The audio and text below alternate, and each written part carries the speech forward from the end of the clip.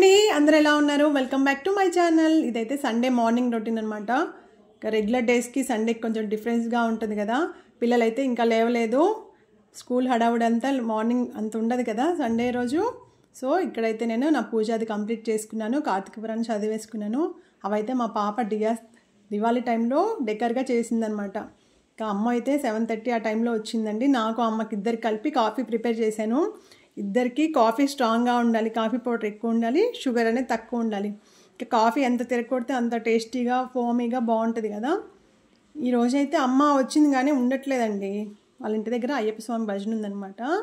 ఇంకా ఈరోజు మా బాబుని కూడా భజన దగ్గర తీసుకెళ్దామని అమ్మ వచ్చింది. ఇంకా నేను అమ్మ ఇద్దరం కలిసి కాఫీ అనేది ఎంజాయ్ చేసామన్నమాట. ఇంకా అమ్మ అయితే బాబుని తీసుకుని వెళ్ళిపోయింది. మా వారికి అయితే నేను టీ ప్రిపేర్ చేస్తున్నాను. ఆయన కాఫీ తాగరు ఎప్పుడో కానీ తప్ప.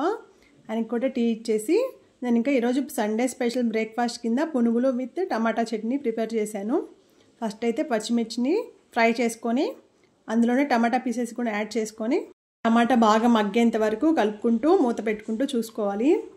ఇంకా ఈరోజు నేను మైదా పిండితో చేయట్లేదండి పునుగులు.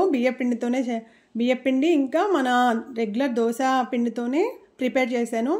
దోశ పిండి కొంచెం నాకు పల్చగా అనిపించింది, అందుకే అందులో నేను కొంచెం బియ్యపిండి కూడా యాడ్ చేశాను. ఎందుకంటే పల్చగా ఉంటే ఆయిల్ అనేది ఎక్కువ పీల్చేస్తుంది కదా.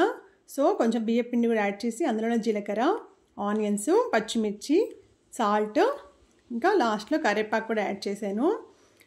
ఇంకా బాండీ పెట్టేసుకొని డీప్ ఫ్రైకి కావాల్సినంత ఆయిల్ పోసుకొని ఆయిల్ కాగేలోపు ఇక్కడ టమాటాలు కూడా మగ్గిపోతున్నాయండి. టమాటాలోంచి వాటర్ అంతా ఎగిరిపోయేదాకా బాగా కలుపుకోవాలి. నేనైతే ఇందులో కొత్తిమీర కూడా ఇప్పుడే యాడ్ చేసేసాను. కాడలతో సహా కొత్తిమీర వేసుకోవచ్చు, బాగుంటుంది. ఇటు గ్రైండ్ చేసేస్తాం కాబట్టి మన కాడలతో సహా వేసుకోవచ్చు. ఇందులో అయితే నేను ఈరోజు ఎక్స్ట్రా పులుపు కింద చింతపండు అనేది ఏం వేయలేదండి, ఎందుకంటే టమాటాలు పుల్లగా ఉన్నాయి. సో నేను ఈ కొత్తిమీరతోనే మగ్గిచ్చేసాను. ఫైనల్గా ఇవి మగ్గేలోపు ఆయిల్ అయితే కాగిపోయింది. ఇంకా పునుగులు అయితే వేసేసాను. ఈ పునుగులు అనేది వేయడం చాలా ఈజీ, టేస్ట్ కూడా బాగుంటాయి. పైన క్రిస్పీగా లోపల మెత్తగా బాగున్నాయి అన్నమాట. ఇంకా టమాటాలు కూడా మగ్గిపోయినాయి. అయితే ఫస్ట్ జార్లోకి పచ్చిమిర్చి, కొత్తిమీర, వెల్లుల్లిపాయలు, జీలకర్ర, సాల్ట్ వేసి బాగా ఫైన్ పేస్ట్ కింద పట్టుకోవాలి. ఇప్పుడే టమాటాలు కూడా యాడ్ చేస్తే మరీ పేస్ట్ లాగా అయిపోతుంది కదా, పచ్చడి అంత బాగుండదు. కొంచెం రోటి పచ్చడి టైపు రావాలంటే మనం టమాటాలు అనేది లాస్ట్లో వేసి జస్ట్ అలా బరగ్గా పట్టేసుకుంటే సరిపోతుంది.